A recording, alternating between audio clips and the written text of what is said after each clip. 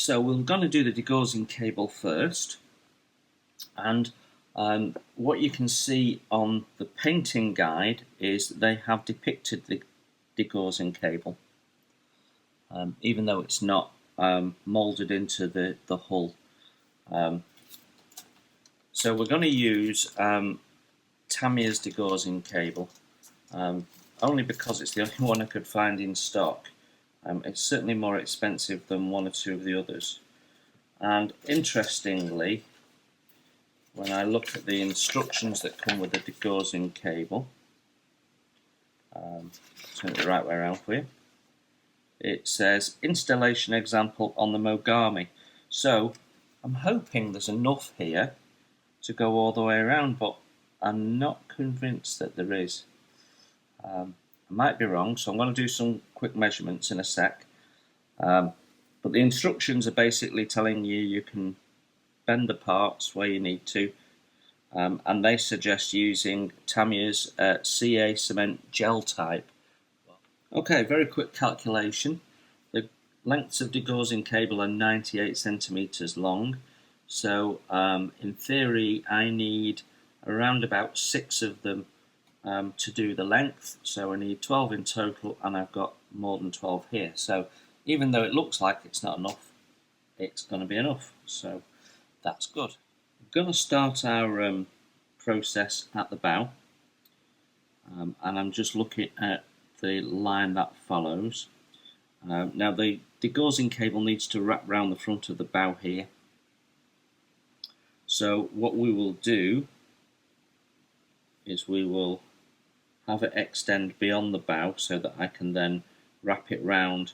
So we'll glue it in place, leave that jutting out, then we can fold it round when we come to do the other side, which will then give us our start point for the strip on the other side. I'm using some flat pliers because we need to be able to hold this. We don't want to crimp it in any way, and we are going to want to manipulate this to shape it. So we can see here at the bow,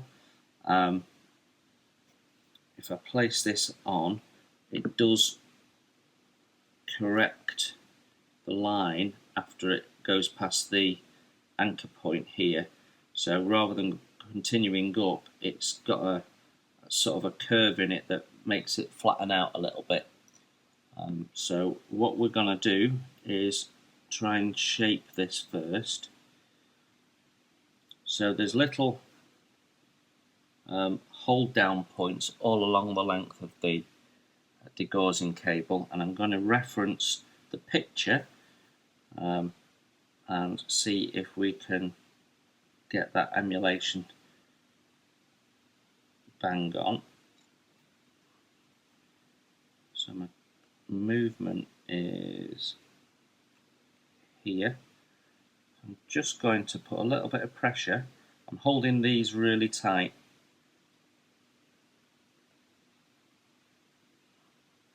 There you can see I very gently changed the direction now of the degaussing cable. So that's worked beautifully, I think.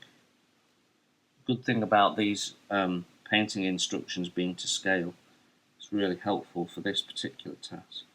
Okay, you get the idea, so I'm going to mess around with that off camera, and then I'll come back to you when we're ready to glue on. Let's see if we can get this on camera and make it look sensible. So we are about to attach the first bit of degaussing cable, and I'm running some medium CA glue along the length of the cable. Now I have test fitted this, and I know that I've got all the bends in the right places. It matches the paint instructions, so I'm fairly happy that we shouldn't have any difficulties other than putting quite a long length on. I'm just holding it down at the front, but that is on. So there you have our first section of degaussing cable on. So I have the degaussing cable down now on this first side. Only done one side so far. And I have to say that the Tamiya product goes down really well. It's very easy to manipulate it and flex it, so it's like annealed in the way it behaves. So it's very easy to put on, better than other degaussing cable etch that I've used in the past. So yeah, definitely would consider buying this again, even though it's a few pence more than others. It's a very nice product. It's gone down really easily. Now, I know I've not got the best light here, but I just wanted to show you how we finish this off and meet the two last parts together. So we've gone all the way around the ship now, started at one end, making sure everything's buttered up correctly, and now we're just going to go in and snip a little bit off.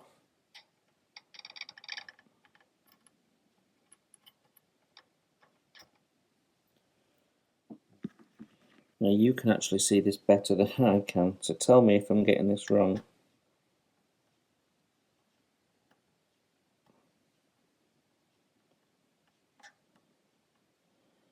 Okay, so I know that fits now. Just going to pull it out a little bit.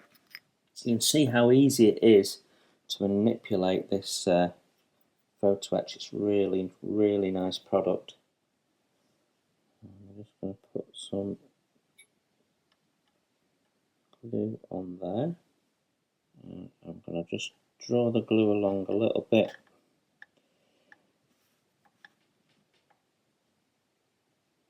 Make sure we're nice and straight and aligned, and gently hold it into place for a moment.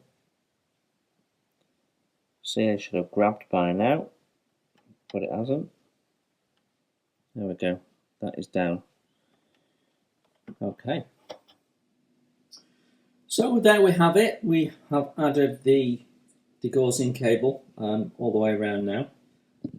And it's a small thing that took about an hour and a half all in all to do.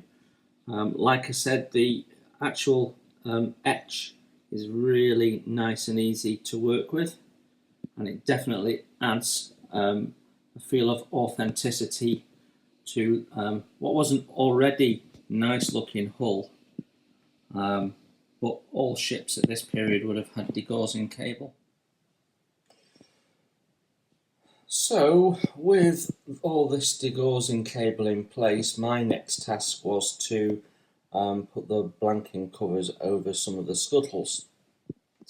Now, I've spent some time trawling the internet trying to find some reference photographs, and I haven't been able to find any, or any that are good enough to actually say, yeah, I can pinpoint where these scuttle covers are. Most of the photographs seem to be at a distance, and at least two of the photographs showed lots of open scuttles. So then when I've come back and looked at the artwork, I'm no longer 100% sure that these are actually blanked off scuttles. I'm now thinking, well, maybe those are supposed to reflect the glass, and these ones are open. Because when you look at a lot of the photographs, they seem to be a lot of them open, I'm guessing to let air in. So I don't have anything that gives me the confidence to say, yes, blank these ones off, and no, don't blank those ones off. So I've decided that what I'm going to do is I'm not going to blank these off, because what I don't want to do is spend a load of time doing something that ultimately I then end up find out is massively wrong, because that will bother my OCD for this. So yeah, we are going to leave it as it is, which means we can move on to the next step.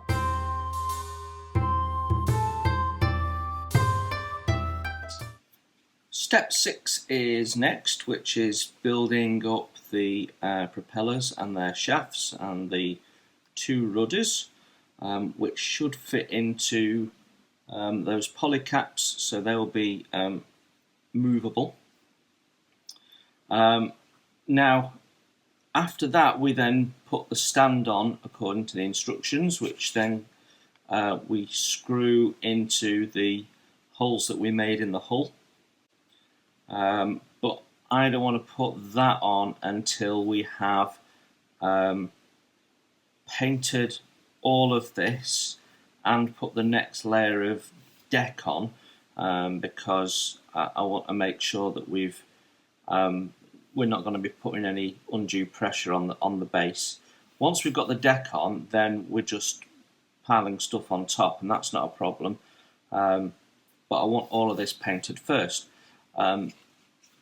So what I have done is I have put these screws straight into the hull, leaving the base bit out of it, and that's allowed me to mount it on my helping hands. And it's almost like they designed it to fit perfectly with the helping hands, as you can see. So for now, she's going to sit on the helping hands, which is great. It means I can adjust her. We can probably spray paint with her on this as well. So yeah, nice and easy to use. Right, so the kit comes with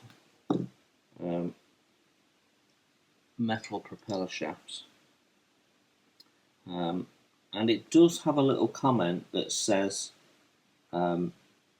metal shaft, do not paint, and metal shaft can be attached after assembly. So first thing I want to do is just understand how easy that is going to be.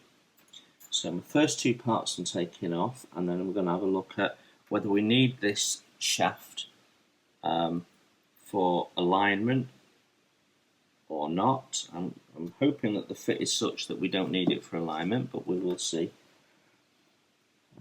So before, which is that one, don't be tempted to think that these all look the same, because there will be slightly different angles on them, so you need to make sure you get the right one in place. And what Tamiya have actually done, I'm not sure if we can pick this up on camera, but when you cut the part off the sprue, there's a little bit in the middle that still needs to be cut off, and that has the number of the part on it. So that's really nice. So right now, when I'm just testing how this would work, just going to plop it on and see what that looks like. Well, that seems to fit okay. Now this isn't hollow. I'll show you. This end is designed for the screw to go in, so that's not hollow either. So the only way you're going to be able to fit this is if you can push the shaft in and then pull it back out again. So let's just have a go at that. Now we've tested that, we can put the shaft away, because I know that's going to be okay. And as we've got our first 2 parts off, let's clean them up and then take a view on gluing them in. So there's a couple of location points underneath. We know those fit okay. There's a small amount of flash on this surface where the opening is, but nothing major, and then just a seam to clean up on this. I'm just going to hold it in place and push it down, and then just dab in some glue on. Now the reason why I'm pushing it down before I put the glue in is if you put the glue in and then apply a bit of pressure, the glue straight away will have started melting the plastic, and you'll get these little bubbles of plastic starting to appear, and we don't want that. We're just creating work for ourselves. I have seen videos where people said that's the correct way of using liquid poly. You put it in and then press it down and then clean the seam up. Absolutely rubbish. Absolute rubbish. You're using capillary action to go into the gap and spread itself. So if you're pushing it down, you're deforming the parts. So don't do that. If you see someone saying that's the way to do it, just ignore them.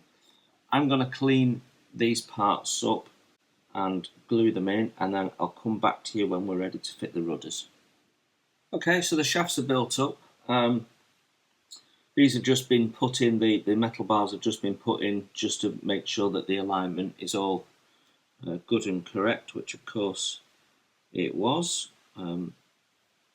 As you'd expect with the Tamiya kit, the engineering is very good.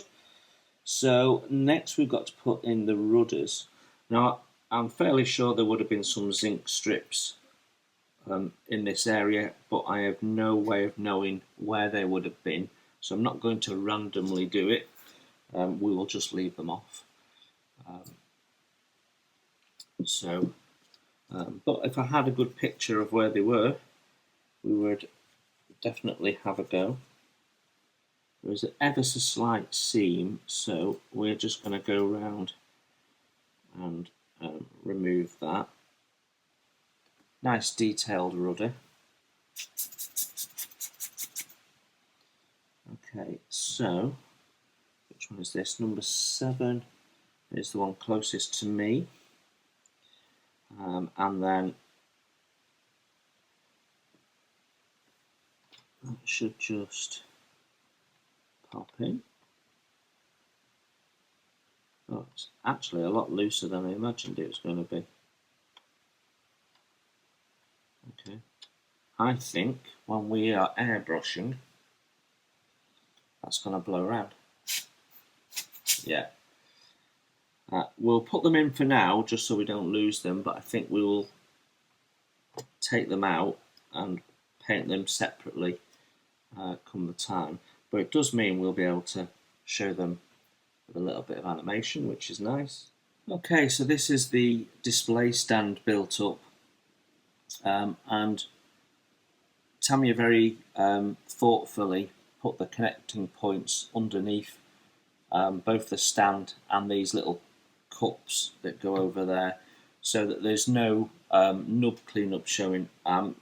They haven't done that with the arms that the hull of the ship sits on, but with careful cleanup, because the plastic's so hard, you can polish them out. So if you wanted to leave it black, I think you could just clear coat that and it would look fine. And in fact, that is sort of my intention.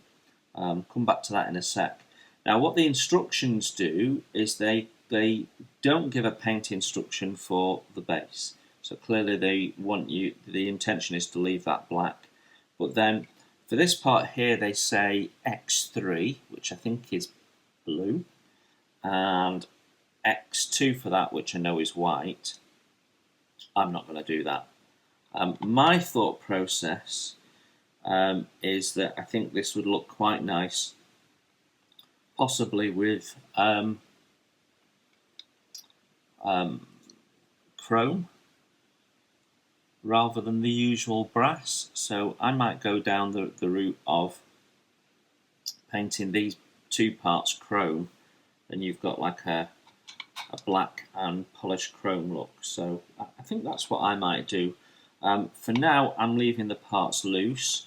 You don't need to glue them in, because we're going to run a screw up through the centre of that and screw into the ship, and that will hold everything tight. So there's no need actually to put any glue on there. But we'll put that to one side for now.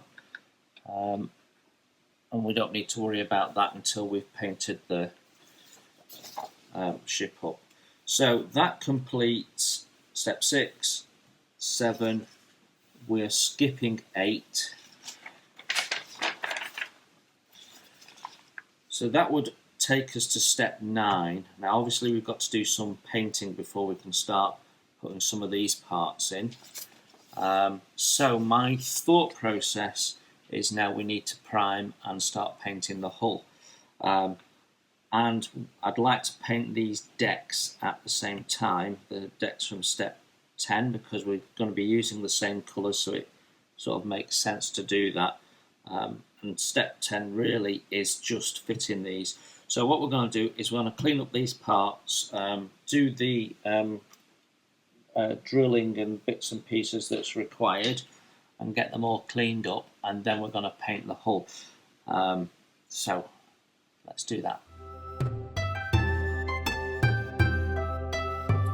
Most of the parts we've used so far have come from sprue B, and as to take this deck out, the only thing left is the screws, which we'll be painting and putting on at about the same time we add it to the base. And part 24, which is some form of little cowling. Anyway, that is all that is left of our first sprue.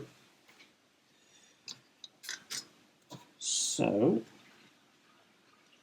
this is part 10, and I'm just going to remove it from the sprue first.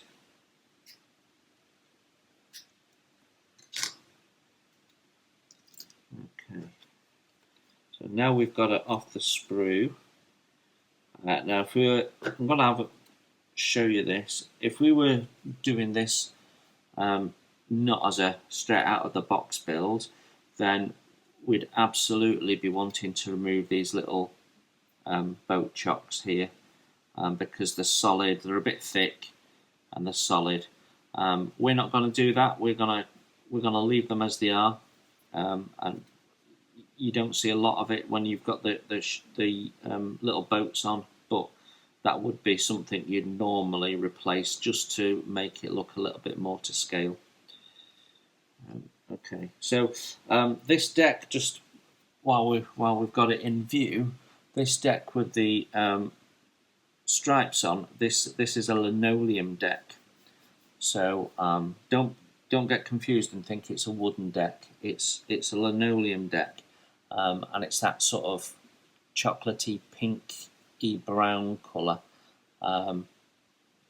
that it should be. And then these little strips are actually brass strips, which have been used to fasten the linoleum down.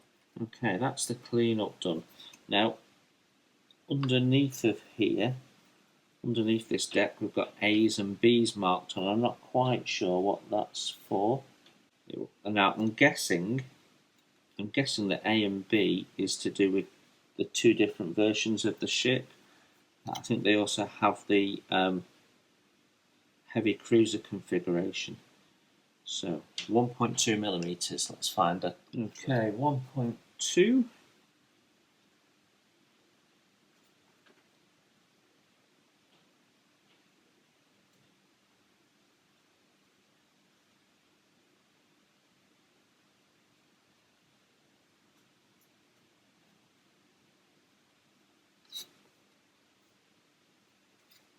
What I like to do, where it's possible to do it, is just go back through the other side once you've drilled your hole, and that just helps take any swarf out, and it also can deburr as well if you're lucky.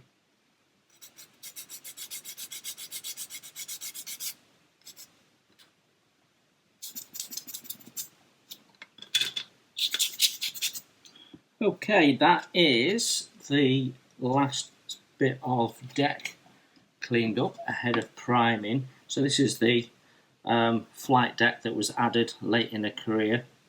You can see underneath there's a bit of an injector pin convention going on.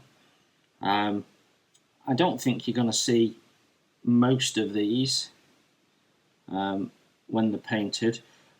What I'm going to do though is I'm going to go around this outside edge and just put some Mr. Surfacer in these ones, which are ever so slightly visible. And the same here with this edge here. I mean, there's some form of track there, something being suspended from the ceiling, I'm not quite sure. But yeah. So next job is to just test fit this on the actual model. Just want to test fit the deck before we do any painting, just to make sure that everything fits okay. Well, that just plops into place nicely. Now, like the other decks, this will be held in place with mechanical fastenings.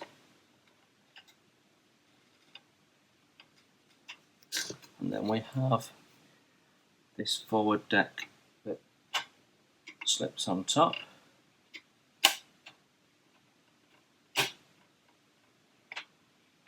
Yeah, perfect.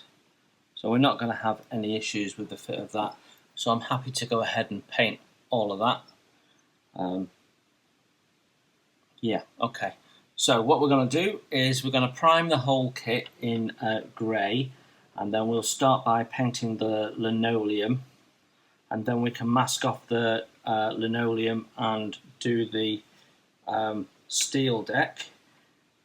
So the only bit of masking we've got is this front section here, because the linoleum stops at this point and we'll be painting steel deck. So don't need to worry about it on this end because it's all steel deck at the stern. And we'll do steel deck in that section there.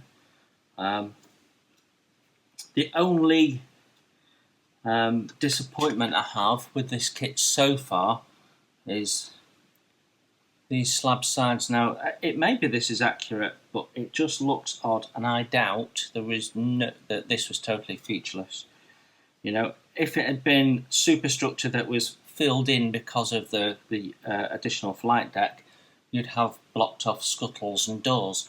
You know, I'm sure there would be fire reels and various bits and pieces possibly mounted on there. So this looks most odd, and I'd be interested to see what additional detail is added by aftermarket kits. However, I'm not going to do anything with it because we're doing an out-of-the-box build pretty much. So we will just paint that. But yeah, I think that could look better. I might be wrong though, that might be exactly what it looked like and it's very accurate. Right, let's get on with priming.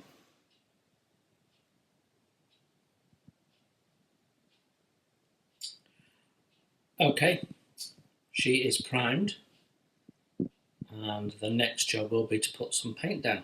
And we're at that part now where we need to start putting some paint down, and the paint that I'm going to use first is this linoleum deck brown lacquer paint. Now, I have not put lacquer paint through an airbrush before, so this is going to be a new experience for me.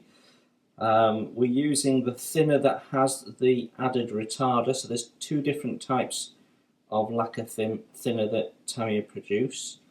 So I preferred the idea of one with retarder in it because with my Vallejo paint I tend to mix a combination of thinner and retarder, particularly in the summer, and it is being very warm today, so that should be helpful.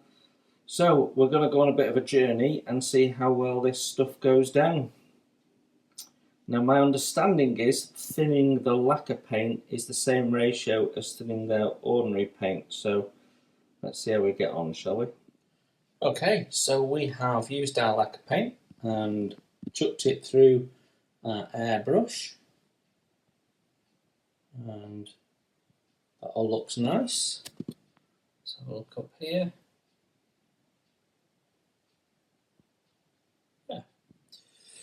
So, what's my thoughts having put it through an airbrush for the first time?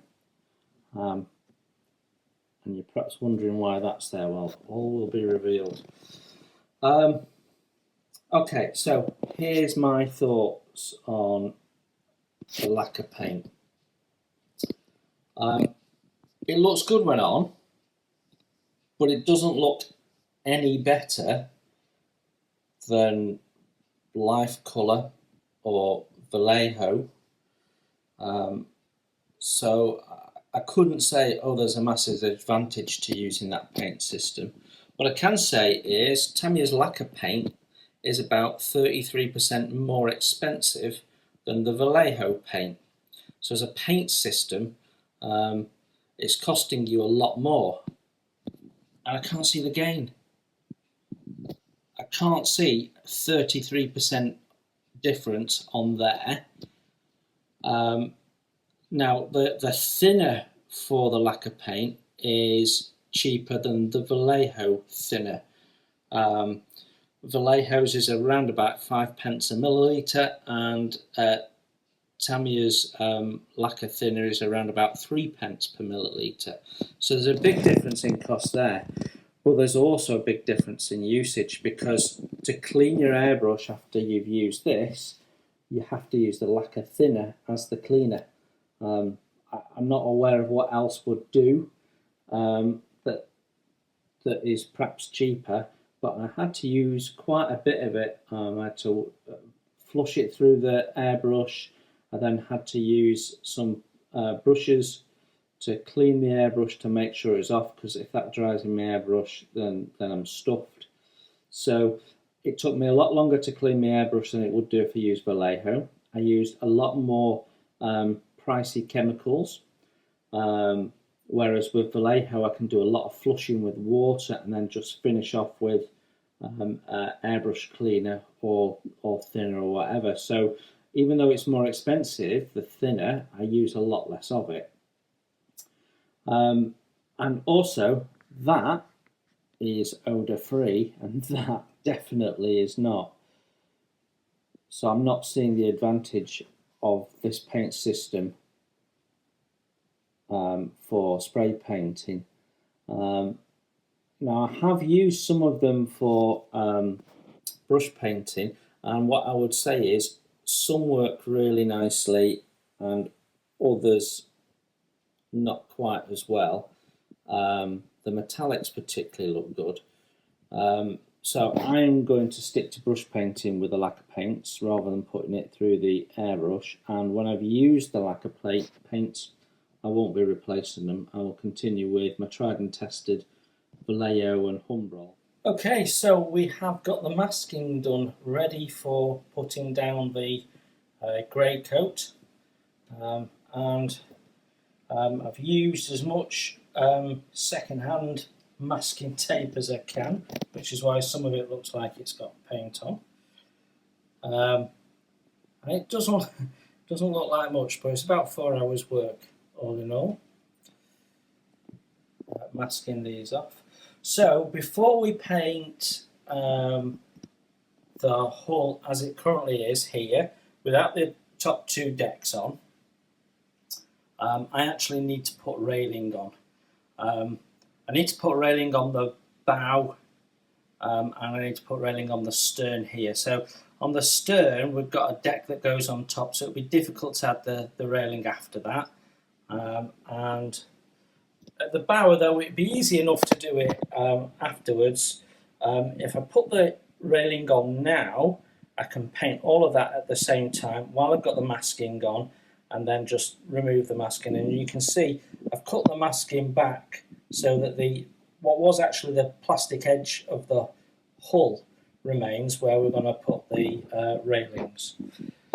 So I usually do railings a bit later towards the back of the build, but I've seen 1 or 2 people doing it early on, and I thought I'd give it a try and see how I get on. Now the reason why I usually do it at the back end of the build is because I have in the past taken railing off with my jumper or whatever. So maybe I'm a bit more careful than I used to be when I was younger, so let's see how it goes anyway. So that's the next step. We're going to try and put some railing up. Right then, we have put on the railings. Fore and aft. So you can see the railings in there. The gap there is to allow for, I think it's a little gun tub that goes in there. You can see also that we've added the 2 stairwells. Now they'll go off to hatches which are closed, moulded closed in the next deck. So we can glue those in now. I have checked them for height, so they do fit. And as you can see, they are painted. In fact, we have gone over the whole of the upper hull and the steel decks now in the Sasebo grey. We've just laid that down now. So we're going to do the lower hull next.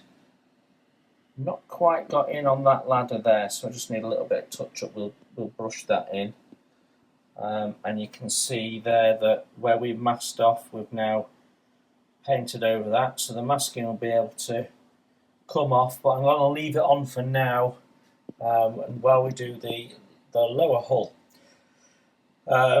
So I just need to change through the colours. Flushing out the airbrush after using Tamiya paints takes a fair bit longer than if I've used my Vallejo paint. But the next colour we're going to put down on the lower hull is yellow. I have, it's actually RLN 004 yellow, a Model Air yellow, so we're going to put a little bit of flow improver in that because it's quite warm today, and use that as the thinner. So it's about roughly 25% thinner on Model Air, but it's warm today, so it might need a little bit more flow improver because it'll be drying fairly quickly, and also drop the air pressure a little bit on the old airbrush there. So we're going to put yellow down first, and then we're going to overlay it with another Vallejo colour, which is a deep red, and I'll show you that in a sec. So that's just arrived in the post today. So we're ready to go for the lower hull. So this is a technique I've not tried before, but I have seen online, so I thought we'd give it a go because I like the end result. Let's see how we get on. Okay, so we have the yellow paint down on the lower hull, and you can see gone all the way under there. And we've put it on in a sort of an uneven. I've tried to not put it down in a regular pattern. I'm not sure how successful I've been, but yeah, we've tried to keep it a little bit irregular to aid giving it an uneven finish. Now that's going to help when we put the next colour down. That'll naturally become darker and lighter depending on whether it's over the yellow or the now faded out grey. And the colour we're going to be using is this 946 dark red. I'm not sure I've used this colour before. I certainly didn't have it in my stock of paints. So we're going to shove this down. What I'm going to do first is just mask the line off. So there isn't a boot top line on this. The Japanese didn't tend to do that, so it just goes from grey to red. So what I'm going to do is just mask off to help reduce the overspray, because I'm going to need to get a bit more close up to the edges. And then we're going to put it down in a pattern first. So we're going to do 2 coats. Put it down in a pattern first, a bit like we did if you saw the build of the U9 submarine, and sort of pre-shade with the same colour that we're doing the top colour with, and then we'll go over with a light overspray, and hopefully that'll give us a nice effect. Let's see how we get on.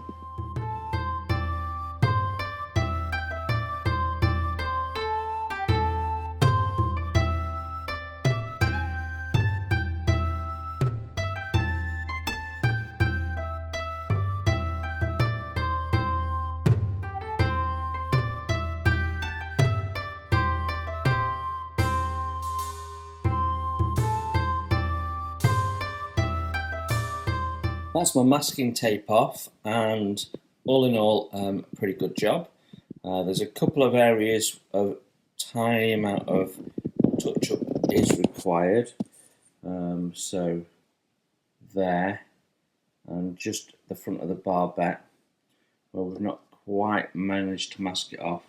But you'll have noticed I have managed to lose a section of railing. I just touched it with my tweezers accidentally. I didn't actually see it come off, I just heard it clatter to the ground. I cannot find it anywhere, so I've created myself another hour or so of work cutting and painting and reinstalling the railings, which is annoying. So I usually do my railings right at the back end, but I needed to do these railings before the next layer of deck goes on. So I thought I'd do these at the same time, and I've broken my own rules and I've paid the price. So yeah, I won't be repairing that railing section until we get to the end of the build, where I would normally have done them. Right then, let's move on. So the next job I want to do is just do a little pin wash in the stern deck area here. Now things are going to get quite dark when the deck goes across there, so I'm going to use a black wash, which I wouldn't normally do, but I want to ensure that we can some of that detail just shines through. So I think the black will help with that. So there is some detail here that will get covered or will get be difficult to get access to once the other bits and pieces have been built up here. So it's just a small amount of pin washing to do, and then we can allow that to dry while we do one or two other tasks. So I'm using Tamiya's black panel line wash.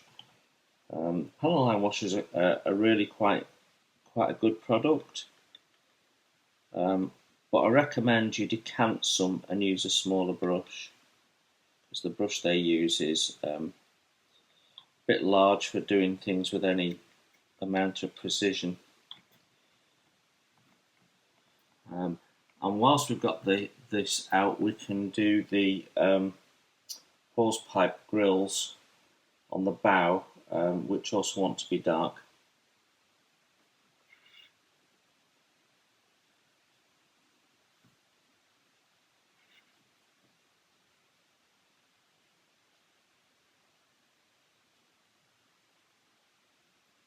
So the other area that needs a bit of a pin wash at this point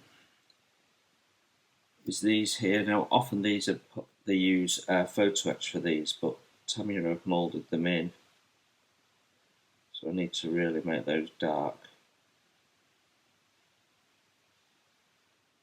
Right then, with the hull painted and the rudders popped back into their polycaps, we can now go back to step 6 and put in the shafts for the propellers.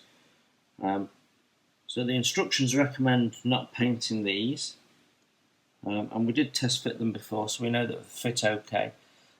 So we're going to just put them into position, and then as a little bit of CA glue goes on one end, and that allows us to then push it into place and hold it there. So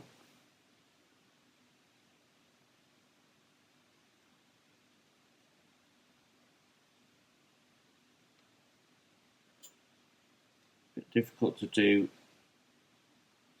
so that you guys can see it, but there we go.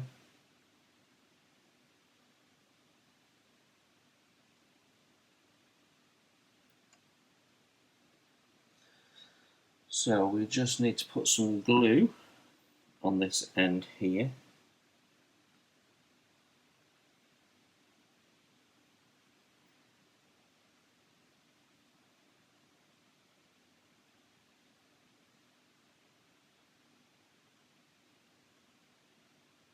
There you go, it's as simple as that.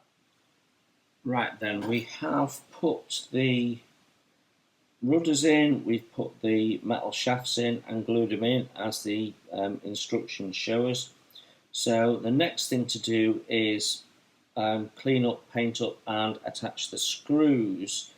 Now it does say note propeller direction, and each one of these has a different number. So there's B1s on one side and B2s on the other side. So your B2 is to port. So what we're going to do is clean up one set and glue them on, and then we'll clean up the other set and then glue them on. Now they're not painted either at the moment. I'll show you what we're going to do with that, because it's a nice easy process. So I'm doing the B1s first. and we've just removed them from the sprue. Cleaning up propellers can be a bit time consuming, so it's worth getting in there and doing the job nice and slowly and making sure that you don't damage them, because they are easy to damage the blade surface. So what I do is I clean up the blade first and get that all correct, and once I'm happy that that blade surface is nice and flush and blended in, I then do the top edge,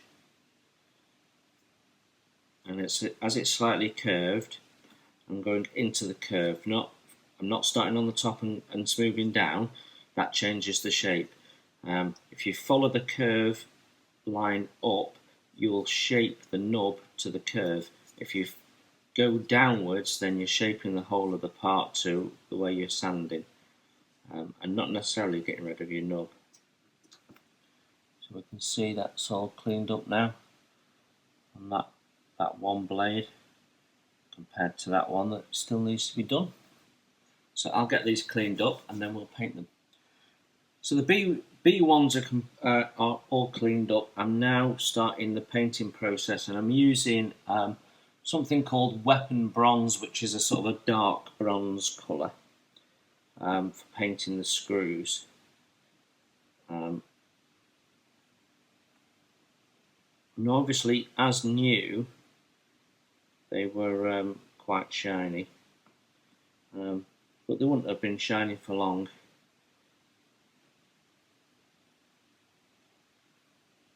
So this darker bronze works okay, I think. Now, I'm going to do 2 coats of this, and as you can see, I'm not priming. Okay, so I'm going to carry on and get these all done. They'll need 2 coats, and once that's done, we're ready to install them. Right then, the screws are now in place, the prop shafts are built up, the rudders are in, and I'm pleased to announce I found the bit of railing that popped off, and that is now back on. In the next video we'll be doing the display stand and building up the upper decks after building up all the detail that goes on the stern deck here. Okay, thanks for looking in, take care, and I will see you very soon.